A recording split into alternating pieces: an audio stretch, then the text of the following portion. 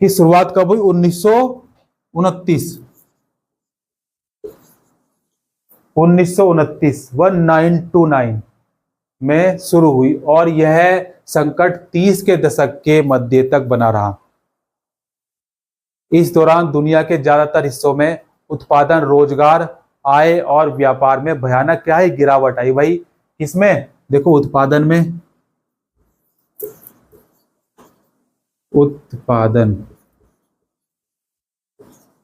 में कमी आई, रोजगार में कमी आई, रोजगार में कमी आई, और आय में कमी हो गई भैया। यो रोजगार नहीं होगा तो आय भी घटेगी, व्यापार भी घटेगा, सब कुछ चीजें घटेगी ना, क्योंकि एक दूसरे से सबका मेल जोल है ना,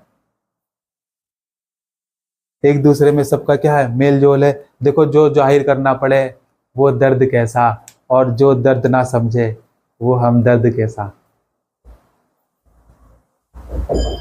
है ना। तो इन सब का दर्द, उत्पादन, रोजगार, आय और व्यापार, हमदर्द है ना। हमदर्द कैसा भाई?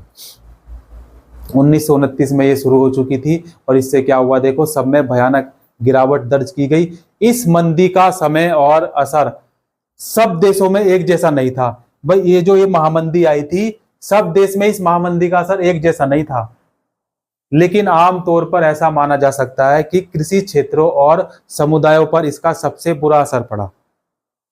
ऐसा इसलिए हुआ था क्योंकि औद्योगिक उत्पादों की तुलना में खेतीहर उत्पादों की कीमतों में ज्यादा भारी और ज्यादा समय तक कमी बनी रही। इस महामंदी के कारण कई कारण थे। क्या थे? देखो पहले ही देख चुके हैं हम क्या कि युद्धोत्तर विश्व अर्थव्यवस्था कितनी कमजोर थी। जो युद्ध के समय अर्थव्यवस्था थी वो कितनी कमजोर थी, और पहला यह कारण था कि कृषि क्षेत्र में अति उत्पादन की समस्या बनी रही। क्या बनी रही कृषि क्षेत्र में?